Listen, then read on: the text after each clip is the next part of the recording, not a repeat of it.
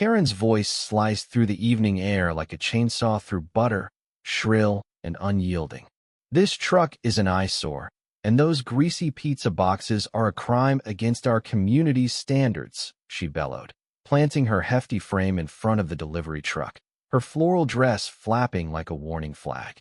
The driver, a wiry young man named Miguel, clutched his stack of pizzas, his jaw tight with disbelief as Karen's sister, Deborah, nodded smugly from the sidewalk, her phone already recording the scene for the HOA's social media page.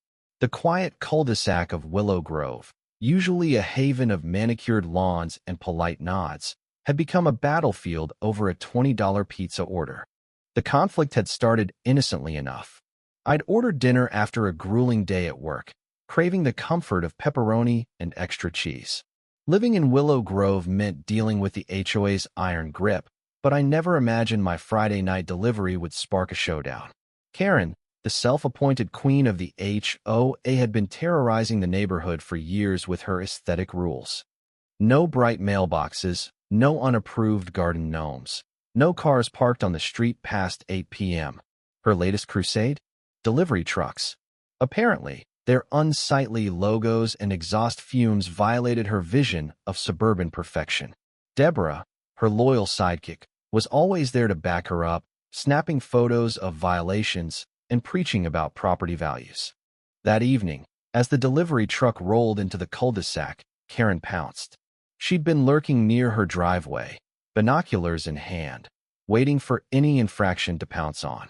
"Stop right there," she shouted, waddling into the street with the confidence of a dictator.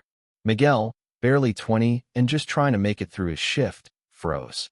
"Ma'am, I'm just delivering pizza," he said, his voice steady but edged with frustration. Karen scoffed, her chins quivering. "This is a respectable neighborhood, not a fast food dump. Your truck is lowering our property values." Deborah chimed in, waving her phone like a weapon. "I'm documenting this for the board. You're done here." I watched from my porch, pizza dreams fading as the argument escalated. Neighbors began to peek out, drawn by Karen's piercing voice. Old Mr. Jenkins, who'd once been fined for planting tulips without approval, muttered under his breath. Sarah, the single mom across the street, clutched her toddler's hand, her eyes narrowing. We'd all had enough of Karen's reign of terror, but no one had dared challenge her until now. Miguel wasn't backing down. "Lady, I've got 5 more deliveries after this. Move, or I'm calling my boss." Karen laughed, a harsh, grating sound. "Call whoever you want. I'm the HOA president, and I say this truck doesn't belong here." She stepped closer, her bulk blocking the truck's path entirely. Deborah, emboldened, started listing violations.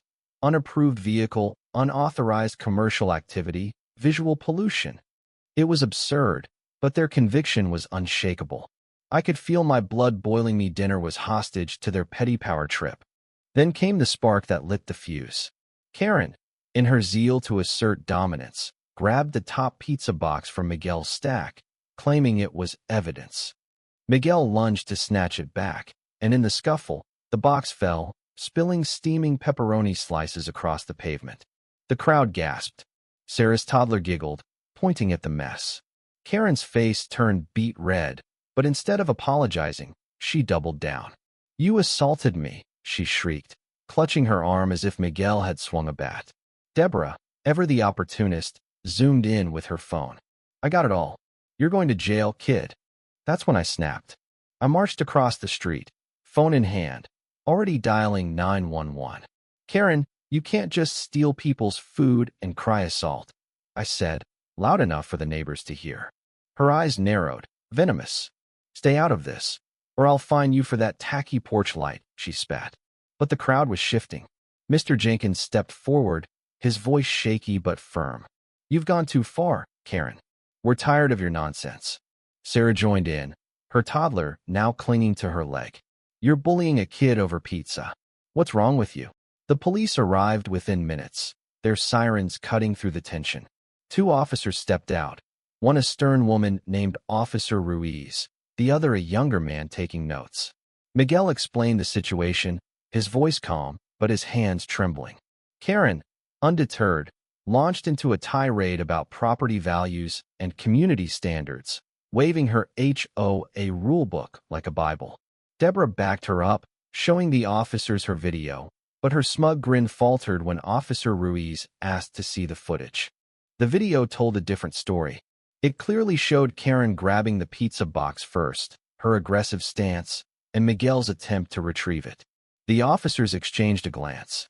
"Ma'am, you can't obstruct a delivery or take someone's property," Ruiz said, her tone clipped. Karen's face contorted. "I'm protecting our neighborhood. This is my right." But the crowd was done with her excuses. Sarah spoke up, recounting how Karen had once fined her for leaving a tricycle in her driveway. Mr. Jenkins added his own story of harassment over his tulips. The neighbors' voices rose, a chorus of pent-up frustration. Then came the twist no one saw coming. Officer Ruiz, after reviewing Karen's rulebook, noticed something odd. "This isn't an official HOA document," she said, flipping through the pages. "It's not registered with the county." Karen froze. Deborah stammered, "That's impossible."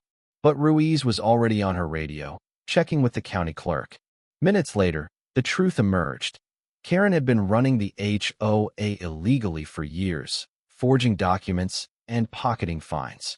The aesthetic rules were her own invention, a scam to control and extort the neighborhood.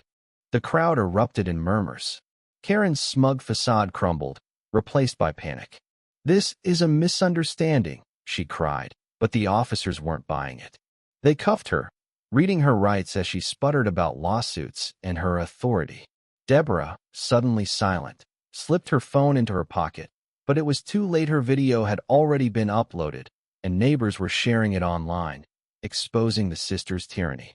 As Karen was led to the patrol car, she shot me a venomous glare. "You'll regret this," she hissed. I just shrugged.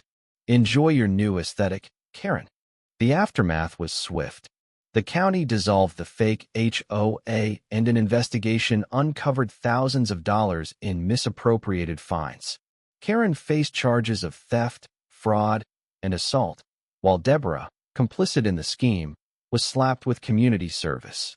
The neighborhood threw a block party the next week, with Miguel as the guest of honor, delivering free pizzas to a cheering crowd. For the first time in years, Willow Grove felt like a community again, not a dictatorship. Looking back, it wasn't just about the pizza. It was about standing up to a bully who thrived on belittling others. Karen's downfall was a reminder that power, when unchecked, can rot even the prettiest suburb. Her aesthetic rules were a mask for greed and control, but in the end, the truth was messy and more satisfying than any pizza stain on the pavement. The end.